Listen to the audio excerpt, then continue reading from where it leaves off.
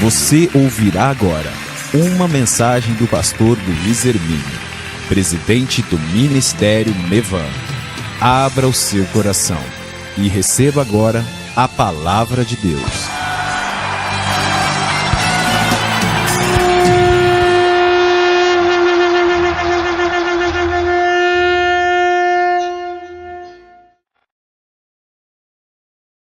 Tome seu lugar, querido, fique à vontade.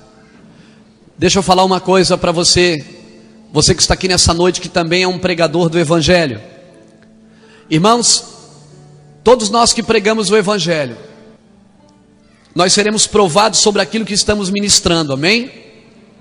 Amém? Às vezes você canta uma música e você muitas vezes não presta nem atenção no que está cantando. A letra da música, né? Quando diz que você vai deixar tudo, te dou os meus sonhos, te dou os meus projetos, né? A música, irmão, a palavra de Deus, quer pregada, quer cantada, é a palavra de Deus, amém? E todo pregador, ele sempre vai ser provado naquilo que está pregando. E essa semana, como eu tenho sido arrebentado por Deus, Deus tem usado pessoas para me confrontar, assim de uma forma tremenda, e eu sei que é para o meu crescimento, porque como servo de Deus, como servo nesse ministério, como pastor nessa igreja, eu tenho aprendido a amar as pessoas de uma forma que talvez eu nunca tenha conseguido amar, até aqui. Deus tem trazido uma perseverança de humilhação na minha vida, e eu louvo a Deus por isso. E você que é um pregador do Evangelho, um homem ou uma mulher de Deus, que usa da palavra, deixa eu dizer, você vai ser confrontado naquilo que você está ministrando para os outros, amém? Porque Deus só vai fazer através de você o que fizer em você. Queridos, e essa noite eu quero falar de uma coisa que eu ouvi, que eu li, e que eu aprendi com Deus, e com muitas pessoas que têm ministrado sobre a minha vida. Eu quero falar do orgulho. Deixa eu dizer para você, o maior inimigo de Deus não é o diabo, é o orgulho do homem. O maior desafio de Deus não é vencer Satanás, porque Satanás já foi vencido na cruz do Calvário. O maior desafio de Deus é vencer o orgulho da humanidade, é quebrar o coração do homem. E sabe por que muitas pessoas não conseguem se livrar do diabo? Muitas pessoas dizem: pastor, eu sirvo a Deus há tanto tempo, eu busco, eu oro, eu jejuo, mas eu não consigo obter vitória. Porque muitos não conseguem se livrar do diabo, porque só existe uma maneira de se livrar do diabo, é se submeter a Deus. Mas muitas pessoas orgulhosas não conseguem se submeter a Deus para deixar Deus trabalhar no seu caráter, deixar Deus trabalhar no seu interior. Irmãos, antes de eu resistir ao diabo, a Bíblia diz que antes de eu resistir ao diabo, Deus resiste o soberbo. Antes de eu resistir a Satanás, Deus vai me resistir se tiver soberba em mim e orgulho. Por isso que muitas pessoas não conseguem resistir a Satanás.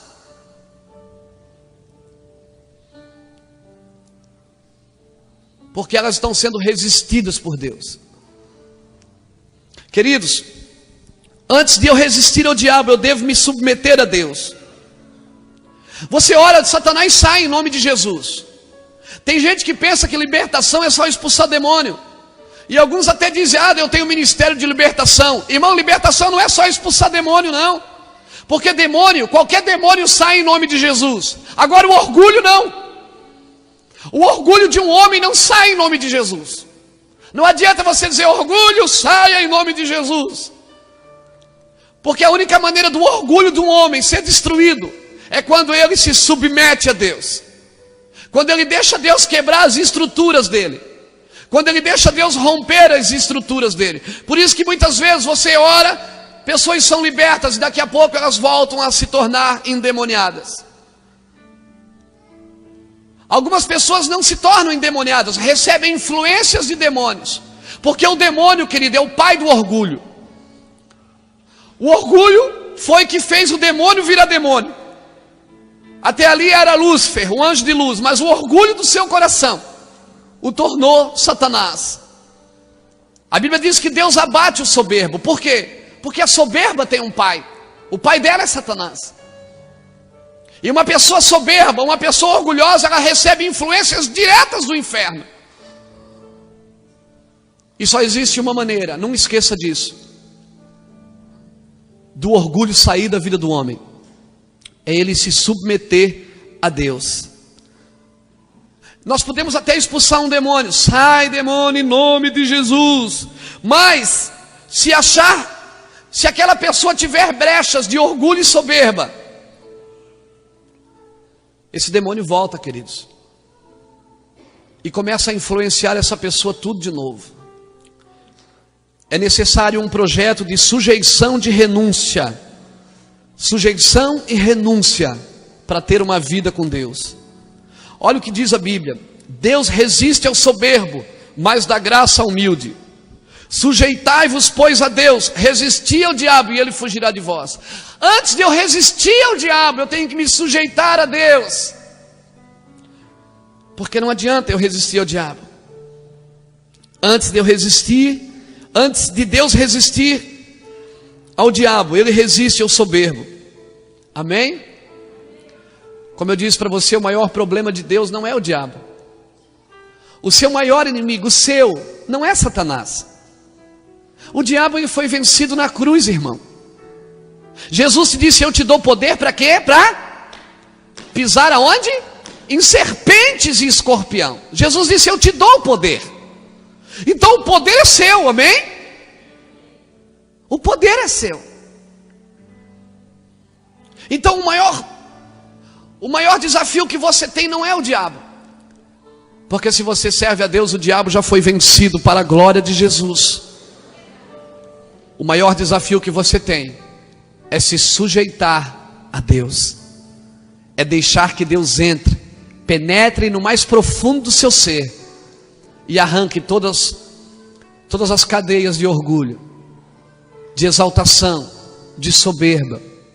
Irmão, o diabo já foi vencido. Quantos querem se submeter a Deus? Muito mais do que estão se submetendo. Tem gente que acha que não precisa ouvir uma palavra dessa, irmão. Tem gente que é tão humilde que já diz: não, humildade, eu já passei disso, estou muito além disso. Tem gente que diz assim: o maior orgulho que eu tenho é essa minha humildade. É o maior orgulho que eu tenho essa minha humildade. Eu sou humilde. Irmão, Deus não quer pessoas com cara de humilde, com roupa de humilde, com jeito de humilde. Deus quer pessoas com um caráter de humildade, com uma personalidade humilde, forte, mas humilde, ousado, mas humilde, metido, mas humilde, guerreiro, mas humilde. O exercício da ousadia não ofusca o exercício da humildade.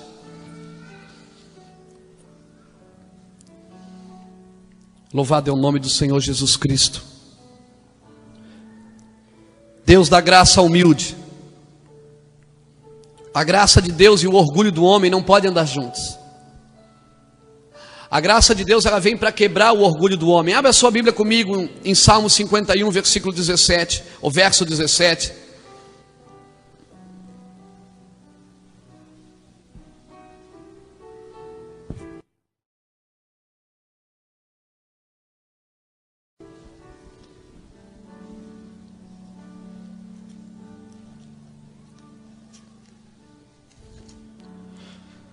Oh, aleluias. Talvez essa foi uma das orações mais desesperadoras que você pode ler na Bíblia. A oração de Davi, depois de ele ter pecado com Batseba. Então o verso 17 ele diz assim: os sacrifícios para Deus são o espírito quebrantado. A um coração quebrantado e contrito não desprezará, ó Deus. Não desprezará, ó Deus. Abra comigo Salmo 19, aleluia, graças a Deus. Salmo 19.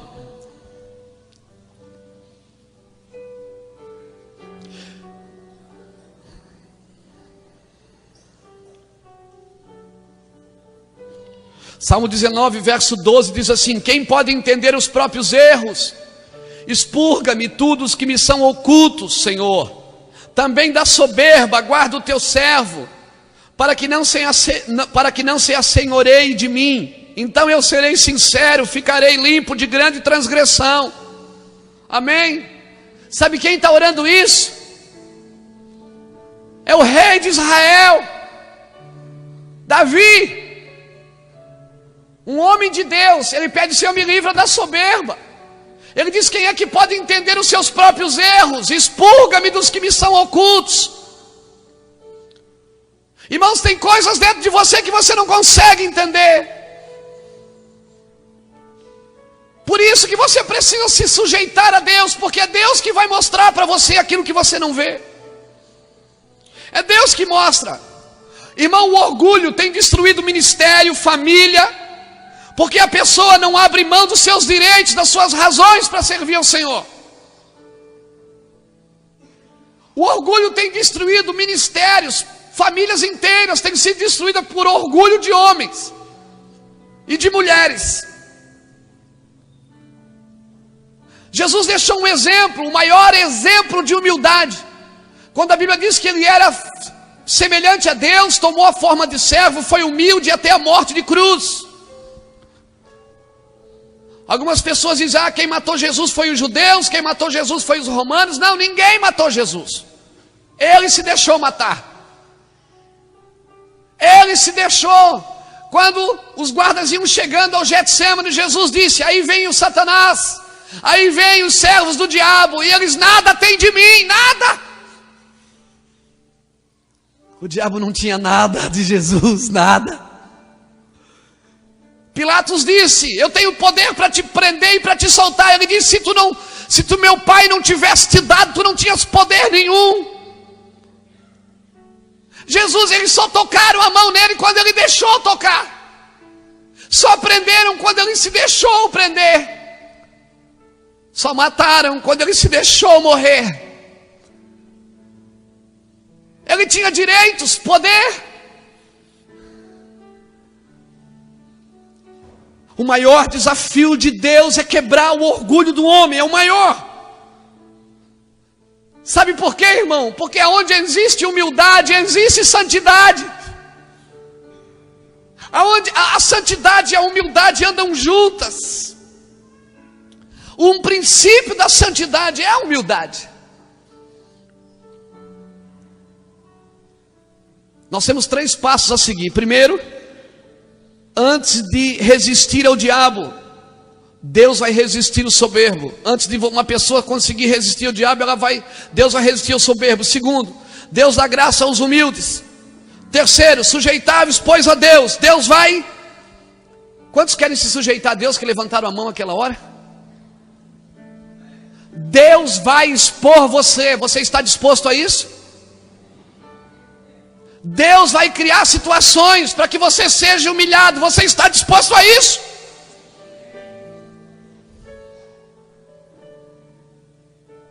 Pensa bem, irmão, antes de levantar a mão, porque isso vai acontecer. Deus vai expor você até todo orgulho ser destruído, amém? Todo orgulho tem que ser destruído. O orgulho não pode se assenhorear de ninguém, não pode andar junto com ninguém que quer servir ao Senhor. Nós temos que entender que nós trabalhamos para Deus e não para nós. A presença de Deus vai expor o orgulho.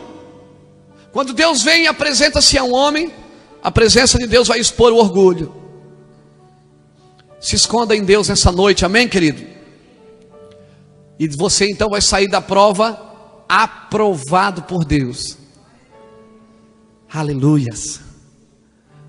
Deus vai expor você.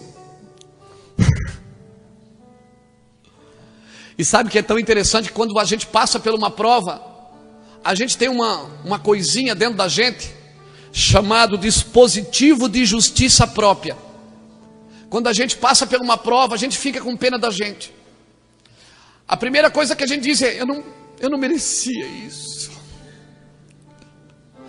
Deus sabe. Tem gente que tem orgulho até do seu sofrimento, da sua miséria. Você passa por uma prova, a primeira coisa que vem é diz: meu Deus, tudo que eu faço é só fazer o bem. Ajuda os outros, abençoo. Aí o dispositivozinho, aleluia, de justiça própria é acionado: eu não mereço. Aí o que é que acontece? O seu orgulho está exposto. Eu não mereço isso, Deus. Tão bom, tão bom. Acho que nem existe ninguém no mundo como eu. Não existe, porque eu sou tão bom, eu só faço bem. Por que está acontecendo isso comigo? Primeiro, você já detectou um orgulho por si mesmo. Eu acho que o maior orgulho que nós temos é por nós mesmos, por aquilo que a gente sabe fazer, por aquilo que a gente tem e por aquilo que a gente é. Queridos, resistir, nunca esqueça disso, resistir ao diabo. E quem é que vai fugir de vós? É ele que tem que fugir de vós, não você fugir dele. Amém? É ele que tem que fugir.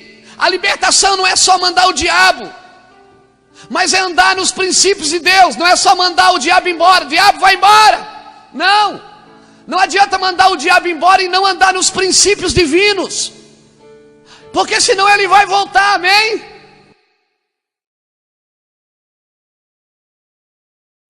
E a Bíblia diz que se ele voltar e achar a casa vazia, ele trará mais 7 demônios. E assim, aumentou os moradores da casa. Se tinha um problema, agora tem mais 7. Não é você que tem que fugir. Quem tem que fugir, quem é? Quem é que tem que fugir? O diabo.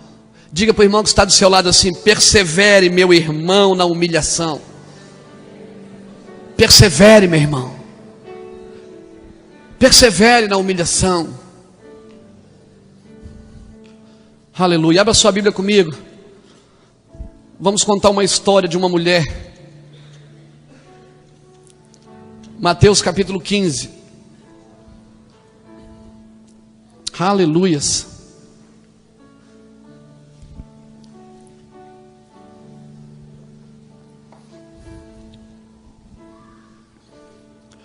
Quantos humildes tem aqui nessa noite?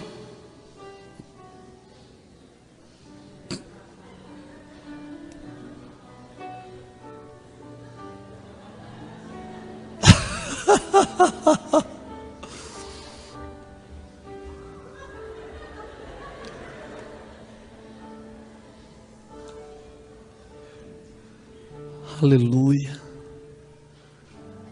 Glória a Deus. Por isso que eu amo esse Deus. Ele acaba com a gente. Aleluia. Mateus capítulo 15, versículo 21 diz assim: partindo Jesus dali, foi para a região de Tiro e de Sidom. Certa mulher cananeia daquela região clamou: Senhor, filho de Davi, tem misericórdia de mim. Minha filha está horrivelmente endemoniada. Jesus não lhe respondeu palavra, de modo do que os seus discípulos, aproximando-se dele, lhe rogaram: despede-a, pois ela vem gritando atrás de nós. Respondeu ele: eu não fui enviado senão as ovelhas perdidas da casa de Israel. A mulher chegou e o adorou, dizendo: Senhor, socorre-me. Ele respondeu: não é bom pegar o pão dos filhos e lançá-los aos cachorrinhos. Disse ela: sim, Senhor, mas até os cachorrinhos comem das migalhas que caem da mesa dos seus donos. Então respondeu Jesus: ó mulher, grande é a tua fé, seja feito para contigo como tu desejas. E desde aquela hora, sua filha ficou sã. Irmãos, o orgulho é a maior barreira para a gente receber um milagre. O orgulho é pior do que o demônio, muito pior do que o capeta. Dá uma analisada na sua vida, vê quantas coisas poderiam ter sido diferentes na sua vida se você tivesse tomado posturas diferentes, posturas de humildade. Só assim, dá uma olhada para dentro de você agora, assim.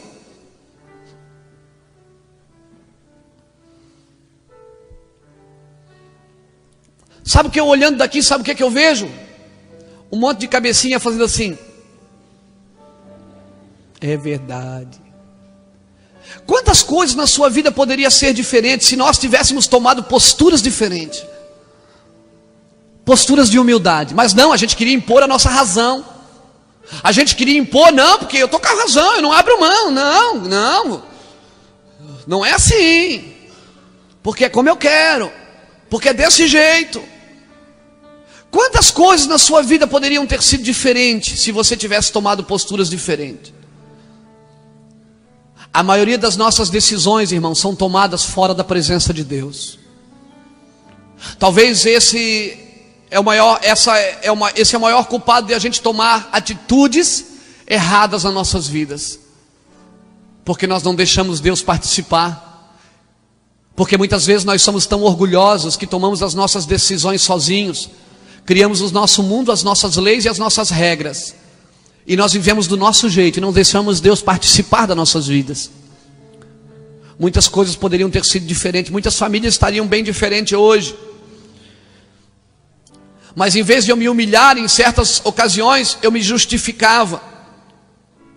Sabe o que é um orgulho na vida de uma pessoa? O orgulho é um depósito de feridas. E uma pessoa orgulhosa fica lambendo a ferida todo dia. O orgulho é um depósito de feridas, querido. Hoje é muito comum você ver pessoas doentes no corpo físico, e a causa dessa doença são raízes de amargura, causada pelo orgulho, causada pela prepotência, pela obstinação. O orgulho isola as pessoas, o orgulho deixa as pessoas isoladas. Essa mulher já começou mal. Quem estava doente era sua filha. E ela disse: Jesus, tem misericórdia de quem? De quem? De mim. Você já viu que quando a gente vai orar, a gente pede mais para a gente do que para os outros? É ou não é? É.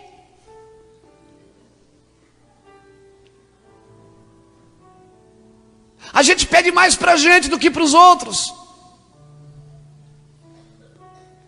Talvez ela já foi apresentando, ela estava primeiro preocupada com a situação dela, por ter uma filha endemoniada, e não com a situação da filha. Ela já começa mal. Irmão, tem gente que vai orar, só pede para ele. Tem gente que tem domínio próprio, mas tem gente que tem demônio próprio. Verdade. Sabe o que o nosso mundo precisa, querido? De intercessores. Você quer que o seu filho seja curado? Comece a orar pelo filho dos outros. Você quer ver o seu comércio abençoado? Comece a abençoar o comércio dos outros. Sabe quando é que Deus começou a prosperar nesse ministério? Quando eu comecei a pegar dinheiro e investir no ministério dos outros. Teve gente que foi embora da igreja. Disse: eu não admito que o pastor use o dinheiro em outros lugares, em outras igrejas, em outras cidades.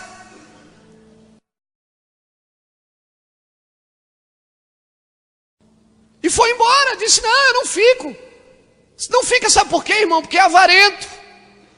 Se eu quero ser abençoado, o que é que a Bíblia diz? Dai, e o quê? Dá-se-vos-á boa medida, recalcada, sacudida e transbordante. O que é que a Bíblia diz? Tudo que eu desejo para mim, eu devo fazer para quem? Para os outros. Estamos num tempo que devemos parar de orar um pouco pela gente e começar a orar pelos outros. Começar a orar pelas nossas famílias. Se colocar na brecha pelo seu primo que é viciado, pelo seu tio que está preso, pelo seu pai, pela sua família. Se colocar na brecha, parar de olhar só para você e começar a estender a sua voz e pedir: Deus, cura minha casa, cura minha família, cura minha cidade. A Bíblia diz que Deus procura homens que fiquem na brecha, irmão. Sabe o que é ficar na brecha? É chorar pelo problema dos outros. Chorar pela vida dos outros. Foi isso que Jesus fez. Jesus não morreu por causa dele, ele morreu por causa dos outros. Por amor. Sentir a dor dos outros, sentir a piedade dos outros, sentir a necessidade dos outros. Aleluias. Há uns dias atrás, uma pessoa me procurou aqui na igreja, trouxe um vidro cheio de moeda, desse tamanho assim, e disse: ó, pastor, estava juntando lá em casa, compra tudo de cesta básica para os irmãos que estão em necessidade.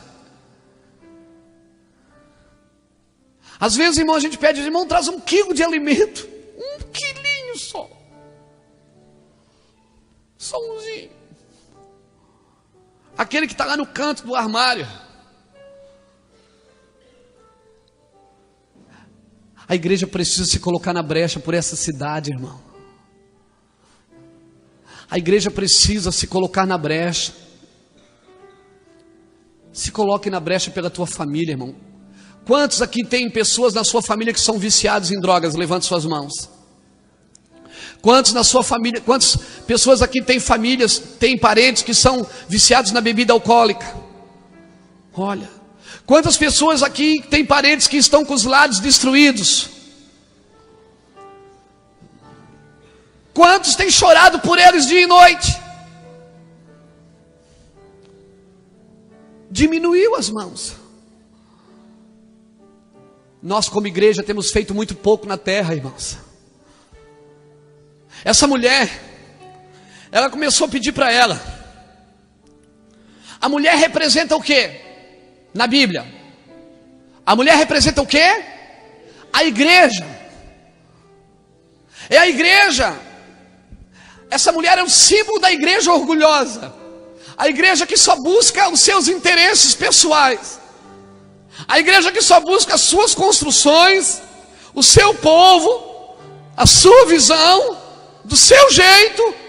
A igreja que não está preocupada com as pessoas. E sabe como é o nome dessa igreja? A Bíblia tem o nome dela, em Apocalipse 3, verso 14, igreja de Laodiceia, que pensa que é rica, que pensa que não lhe falta nada. Mas Jesus diz: tu és cega, miserável, pobre e nua. E te digo mais: se tu parares e comprar ouro puro de mim, serás rica. Se tu vestires o que eu tenho para te dar para vestir, tu serás coberta. Se tu abrires a porta, eu entrarei contigo e cearei contigo, e tu cearás comigo. Irmãos, nós precisamos orar para Deus quebrar isso em nossas igrejas. João Batista profetizou um dia, ele disse: o machado está posto na raiz. Irmão, para Deus levantar uma nação santa, Deus tem que começar a quebrar o orgulho da igreja. Deus tem que começar a arrancar ídolos do coração do homem. Ídolos do coração do homem. Pessoas hoje, muitas pessoas vão para a igreja para fazer negócios com Deus. Deus não é comerciante, irmão. Deus não trabalha na bolsa de valores. Não se faz negócio com Deus. Com Deus a gente se submete, a gente se rende à vontade dEle. Sujeitai-vos, pois, a Deus, resisti ao diabo, e Ele fugirá de vós. Sabe o que a gente faz com Deus? A gente se coloca na posição de servo, de filho. A gente não negocia com Deus. E se não bastasse o homem querer negociar com Deus, ainda tem homens de Deus pregando isso e dizendo: faça voto com Deus, faça propósito, faça prova de Deus. Eu acho que nós temos que fazer a prova da gente. pegar o machado e colocar na raiz, nas raízes de orgulho que está em nós. Como igreja, nós temos que ter menos e dar mais para as pessoas. Como igreja, nós temos que avançar e atacar essa cidade. Atacar essa cidade. Atacar ela com oração. Se submeter a Deus e pedir a cidade. Deus, lave essa cidade. Aleluias. Lave essa cidade. Esse é o trabalho da igreja de Jesus Cristo, amém? Diga para o irmão que está do seu lado: meu irmão, Deus vai dar uma machadada em você hoje. Aleluia, aleluia, aleluia. Deus vai dar uma machadada na raiz hoje, irmão, e vai arrancar. Toda árvore que meu pai não plantou será arrancada nessa noite, em nome de Jesus. Tudo que meu pai não plantou, disse Jesus, tudo que está no coração do homem que não foi Deus que colocou. Fala a verdade. Quando a gente descobre que tem um orgulhinho na gente, não dá vontade de morrer, irmão? Hein? Essa semana eu estava assim, jogado nos cantos. A minha esposa: que foi, pai? Eu disse: nada, estou com raiva de mim. Raiva de ti é porque eu detectei motivações erradas no meu coração. E eu não tenho vergonha de expor, não. Não tenho vergonha de me expor, não. Não. Pastor tinha orgulho? Eu acho que ainda tem um pouco, irmão. Precisa matar mais um resto. Acho que vai dar uma machadada hoje, vai pegar bem na veia. Tem. Quando eu olho para dentro de mim, que eu vejo coisas erradas dentro de mim, motivações erradas, então eu volto. Às vezes eu dou um passo para frente e 3 para trás. E digo: oh Deus. E eu estou querendo correr e Deus fica segurando a gente. Deus fica segurando a gente. Porque Deus não quer deixar a gente fazer nada com orgulho, por orgulho próprio. Nabucodonosor, em Daniel capítulo 4, um dia ele disse: olha, toda a Babilônia fui eu que fiz, olha que coisa linda. Daniel profetizou a ele e disse: homem, tu comerás pasto, tu pastarás como um animal. E ele pastou por 7 anos, criou até penas. E a Bíblia diz que quando ele levantou dali, ele disse: só o Senhor é Deus. Sabe por que muitas vezes o diabo não está fugindo da sua casa, da sua vida? Sabe por que muitas vezes você é confrontado por Satanás ainda em algumas áreas da sua vida? Porque há brechas de orgulho.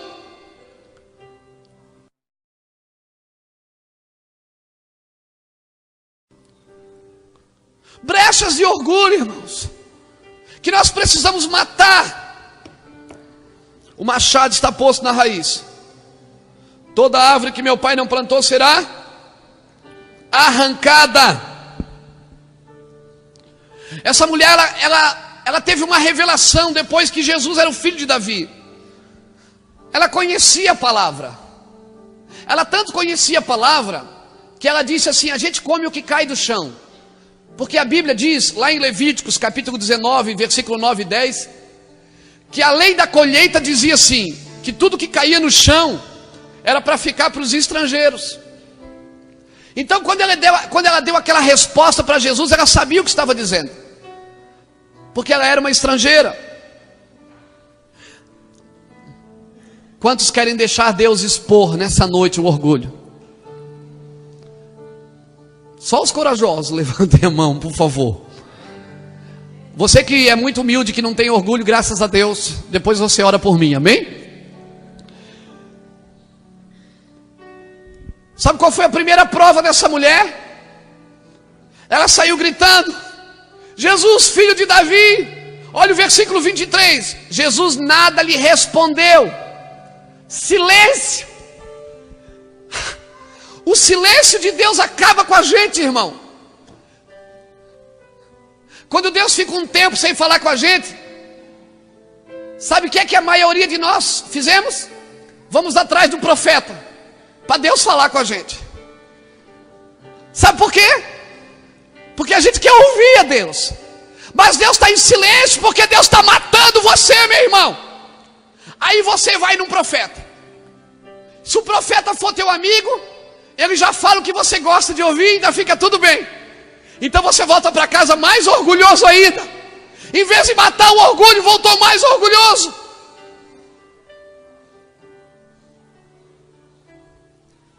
Sabe qual foi a primeira coisa que Jesus fez para matar essa mulher? Silêncio e desprezo. Quantos aqui estão sendo desprezados? Oh, aleluia! Você está no caminho certo, meu irmão. O machado está na raiz. Desprezo, né? Ninguém liga para você, ninguém gosta de mim. Parece que a sua família te desprezou. As pessoas que frequentavam a sua casa não vão mais. Deus está confrontando o teu orgulho. A pior coisa que existe para um crente é não ouvir Deus. É passar um tempo de deserto. Deus não fala. Aí quando você está lá sem Deus falar com você, aí na hora o orgulho vem e diz assim: Ele não te ama mais. Aí o diabo fica do lado e diz assim: estou com pena de você. E você começa a sentir pena de você mesmo. Deixa eu dizer algo para você, querido. Deus pode ficar quieto, mas nunca te deixou sozinho, em nome de Jesus Cristo. Deus nunca te abandonou. Quando passavas pelos rios, eu estava lá, e as águas não te submergeram. Quando passares pelo fogo, eu estou contigo, e as chamas não te queimarão, e nem vai arder, e você não vai queimar um fio do teu cabelo. Quando tu passas pelas provas, Deus está contigo. Ele pode não falar, Ele está em silêncio, porque Ele está confrontando coisas dentro de você. Ele está confrontando, Ele está matando. Aleluia. Papai não está falando contigo, mas está olhando para você, está guiando você com os olhos, está dizendo: filho, eu estou aqui, eu estou quieto, mas eu estou aqui. Aleluia.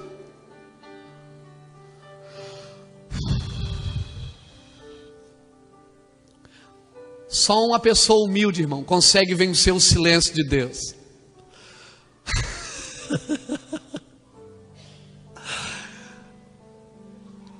Só uma pessoa humilde consegue vencer. Um coração contrito e abatido não desprezará o Senhor, amém? Só uma pessoa humilde. Jesus, quando falou, a mulher vinha gritando, ele dizia assim, não falava nada, andava e a mulher vinha gritando: Jesus, filho de Davi, e ele quieto, desprezando, irmão. A gente olhando esse texto, naturalmente é até difícil de entender. Jesus não responder para uma pessoa. Se Jesus respondeu para tantos, curou a tantos, por que essa mulher por que não falou nada para ela? Porque ela precisava morrer em alguns princípios da sua vida. Você está doido para que Jesus fale alguma coisa, para que pelo menos você entenda por que você está passando por isso, não é? Morte, desprezo e silêncio. Deus não fala, mas Ele ouve. Você pode falar com Ele. Amém? Desprezo, solidão. Aleluia. A segunda prova dessa mulher.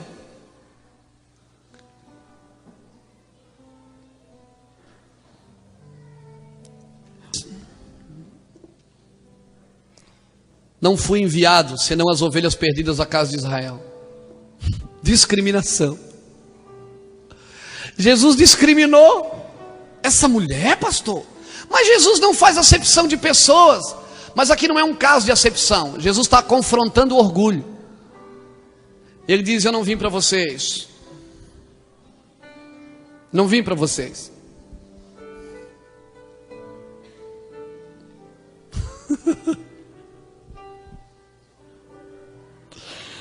Ele se omite. Irmãos, abra comigo a sua Bíblia em Marcos capítulo 7, verso 24. Eu já estou daqui a pouquinho indo para o final. Me dá só mais 10 minutinhos, amém?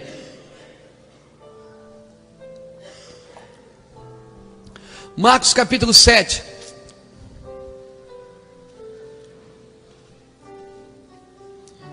Aleluias. Marcos capítulo 7, verso 24, versículo 24 diz assim: levantando-se, partiu dali para a terra de Tiro de Sidom, e tendo entrado numa casa, não queria que ninguém o soubesse, mas não pôde ocultar-se. Certa mulher cuja filha estava possessa de espíritos imundos, tendo ouvido falar a respeito dele, foi e lançou-se aos seus pés. Esta mulher era o quê? Era o quê? Grega, de origem sírio-fenícia, e depois rogava-lhe que expulsasse o demônio da sua filha. Essa mulher era uma mulher grega. Irmão, e ser grego naquela época representava, ser grego era símbolo de orgulho, porque até hoje algumas pessoas ainda dizem que o berço da humanidade é a Grécia, né? Ser grego era símbolo de orgulho intelectual, espiritual e cultural. Ser grego, até Paulo disse depois, os gregos buscam sabedoria, não é? E sabe o que Jesus disse para ela? Não vim para vocês. Jesus discrimina essa mulher. Ele diz: não vim para vocês.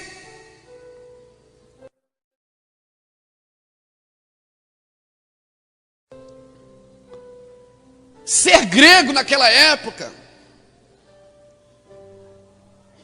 era um orgulho. Ó, o camarada é grego. Até hoje, né? Às vezes o pessoal, fulano fala grego. Ser grego era o berço da humanidade, cultura, capacidade intelectual. Jesus diz: eu não vim para vocês. Hoje a gente tem isso até nas igrejas, né? Eu sou presbiteriano, sou batista, sou assembleiano, grandes coisas. Eu sou mevanino.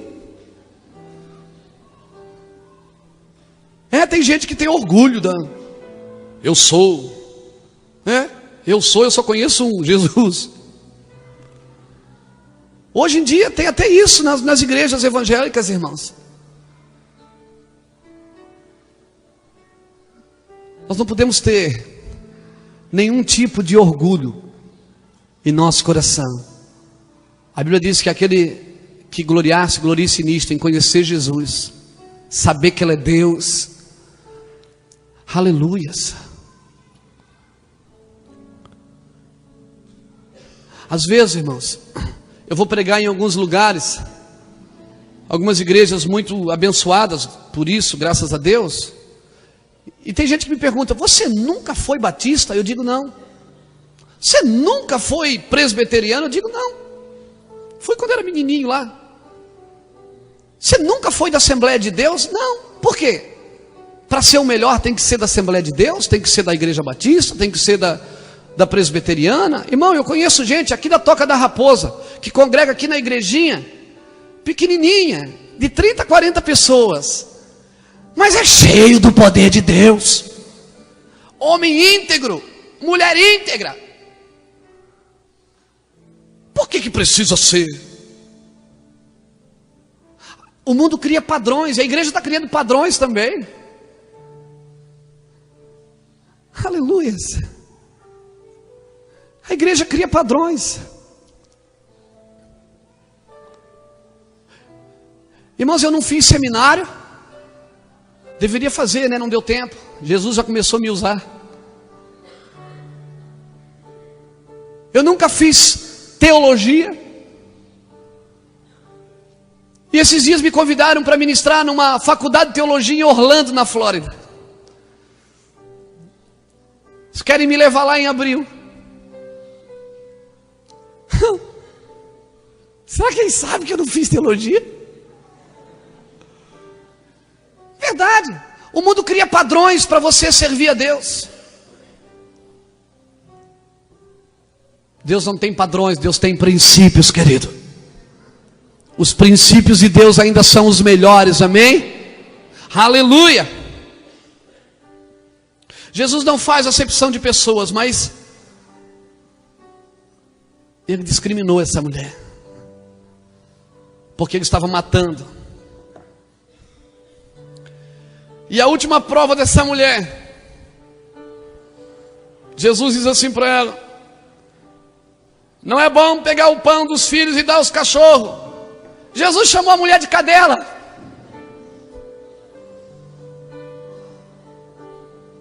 Não te assusta, não é?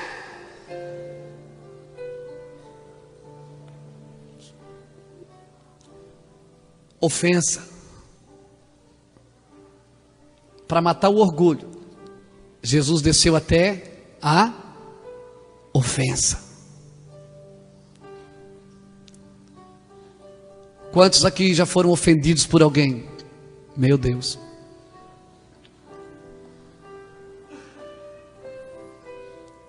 E você pensa que é o diabo, né? E às vezes você diz: o diabo já se levantou. Não foi o diabo, foi Deus.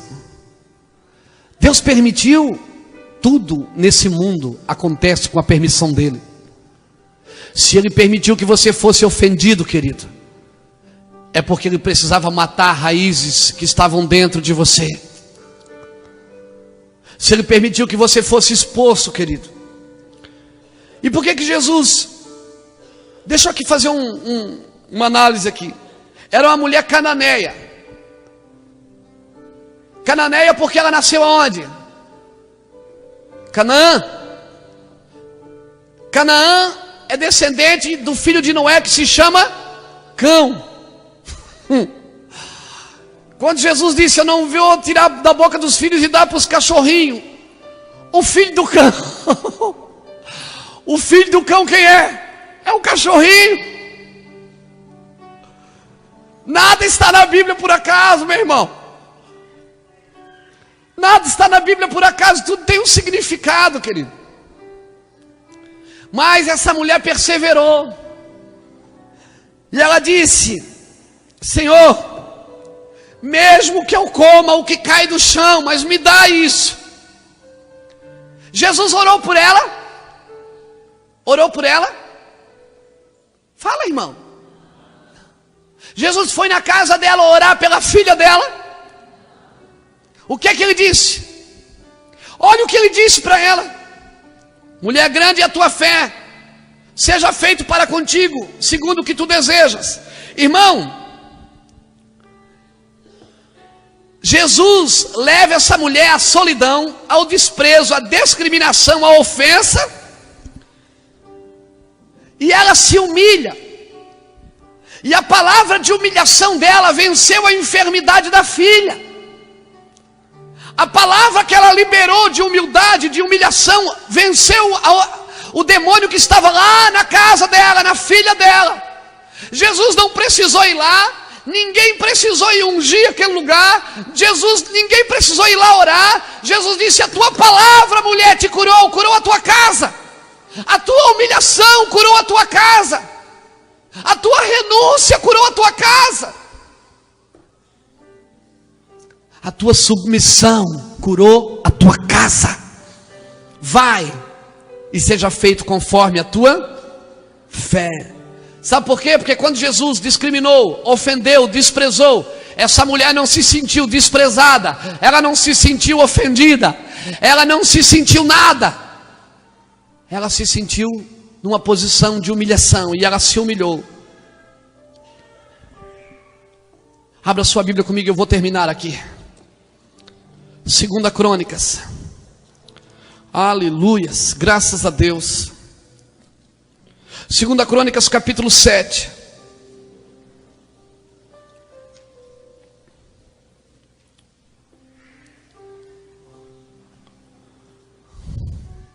Segunda Crônicas capítulo 7.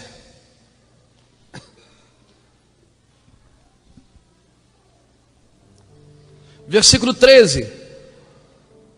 Eu vou terminar aqui. Diz assim: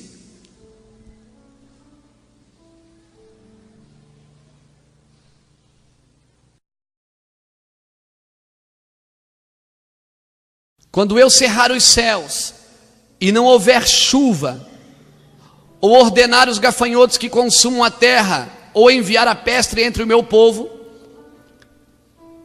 se o meu povo que se chama pelo meu nome se humilhar e orar e buscar a minha face e se converter dos seus maus caminhos, então eu ouvirei do céu e perdoarei os seus pecados e sararei a sua terra. Agora estão abertos os meus olhos e atentos os meus ouvidos à oração que se fizer neste lugar. Escolhi e consagrei esta casa para que o meu nome esteja nela perpetuamente. Nela estarão fixos os meus olhos e o meu coração todos os dias. Sabe o que Deus está dizendo aqui? Quando eu provar vocês, vocês não murmurem, não se sintam machucados, não se sintam ofendidos. Mas se vocês se humilharem e orarem, então eu vou sarar a casa de vocês. Quantos querem ver a sua família curada e restaurada? Tenha você hoje uma atitude de humilhação diante de Deus, e a tua humilhação vai tocar lá a tua casa, e se tiver demônio lá, vai embora. Você não vai precisar levar um pastor lá, você não vai precisar levar ninguém com óleo sagrado lá. Sabe por quê, querido? Porque a tua humilhação traz poder de Deus para ti e para a tua casa. Se o meu povo se humilhar, eu vou sarar toda a sua terra. Quantos querem se humilhar nessa noite? Quantos querem deixar Deus abrir, pegar o bisturi assim e rasgar no meio? Quantos querem deixar Deus operar? Operar, irmãos, aleluias, operar, deixa Deus arrancar, meter a mão dentro da gente e arrancar tudo que não presta, aleluias, aleluias, glória a Deus. Eu tive uma experiência com Deus tremenda uns dias desses. Eu tive um confronto tão forte na minha vida. Há uns 2 meses atrás, eu tive que fazer 2 viagens a São Paulo consecutivas, uma na sexta e a outra na outra sexta. O pastor Lapa foi me levar no aeroporto, eu desci correndo, estava atrasado já, peguei a mala, veio um senhor, ele anda bem devagarzinho assim, com um carrinho, fala assim bem devagarzinho, veio para carregar minha mala. Eu disse, não precisa. Ele disse, eu vou carregar. Eu disse, não precisa, deixa que eu levo. Eu sei que eu iria ter que morrer com R$5 ali. Aí ele disse, deixa que eu levo. Eu digo, não, eu quase briguei com o homem. Eu disse, não precisa, senhor, pode deixar, eu levo. E peguei, botei no carrinho e fui.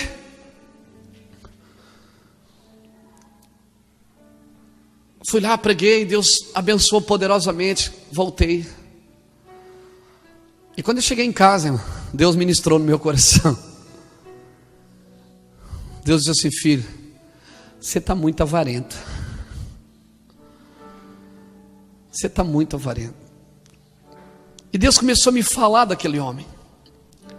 E Deus disse assim, sabe que horas que aquele homem acorda para ir no aeroporto, carregar a mala dos outros? 4:30 da manhã. Você sabia que ele tem um defeito físico?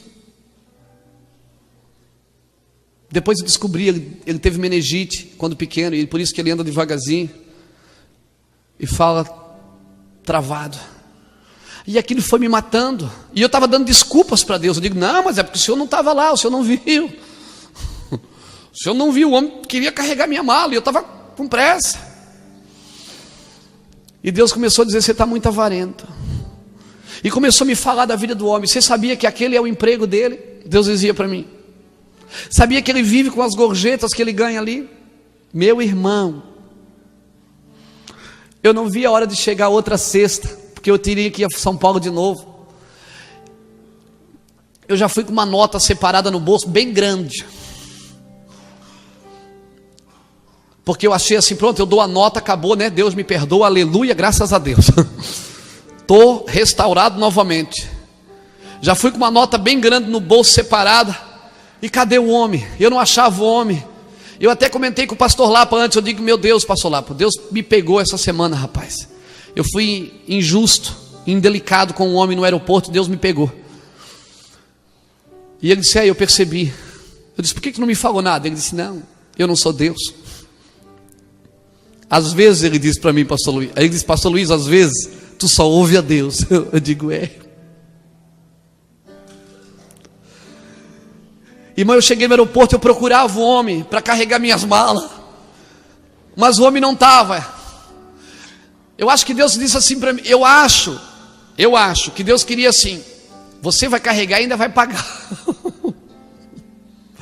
Eu mesmo carreguei as malas e fiquei procurando o homem. Eu disse, meu Deus, cadê o homem? Eu não podia ir embora com aquele dinheiro, e já estava chamando o voo. Eu digo, meu Deus, eu procurei o homem. Daqui a pouco eu avistei o homem pegando uma bicicletinha e saindo. Eu corri atrás dele, ai! Ele parou a bicicleta, olhou. Eu disse, ó, quero dar para o senhor. Ele disse, por quê? Eu digo, que pergunta.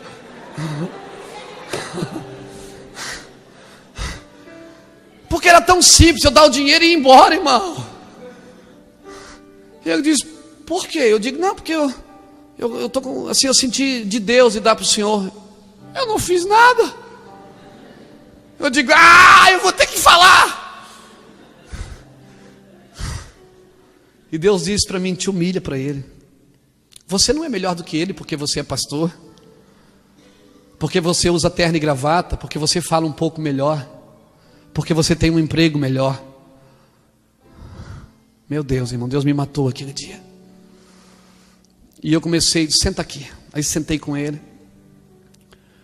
Eu disse, eu sou pastor. Ele disse, eu também sou evangélico. Aí acabou comigo de uma vez. Eu também sou crente. Aleluia, né? Eu digo, Eu disse, sabe o que foi? Aí eu olhei no crachá dele, Antônio. Eu digo, sabe o que foi, seu Antônio? Eu fui indelicado com o senhor. Aí ele já encheu os olhos de lágrimas.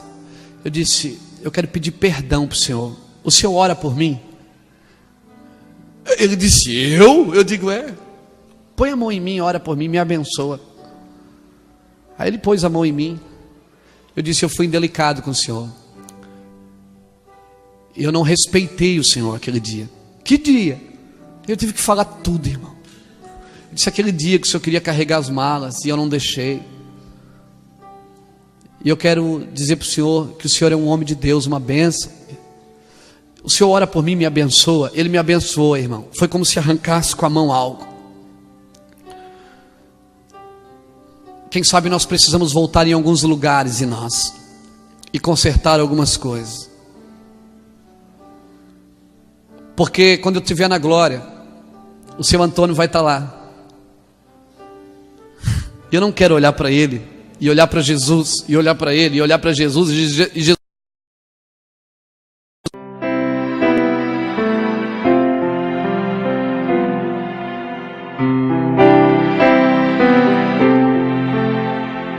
Louvado seja o nome do Senhor.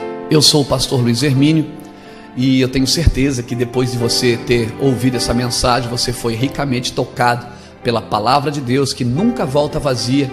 Essa palavra tem o objetivo de abençoar a sua vida. Eu quero orar com você agora, querido, em nome de Jesus. Vamos orar. Senhor Deus e Pai, amado e soberano, eu te louvo, Deus, por mais um dia de vitória na tua presença.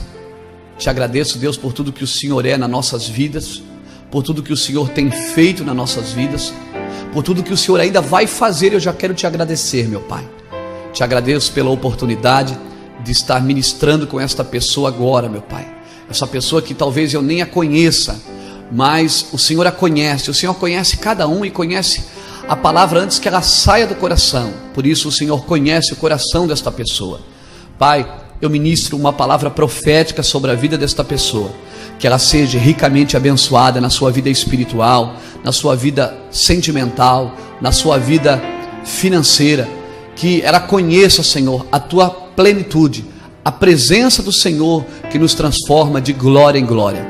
Papai querido, eu libero esta palavra e abençoo esta vida, em nome do Pai, do Filho e do Espírito Santo de Deus, e assim seja. Amém.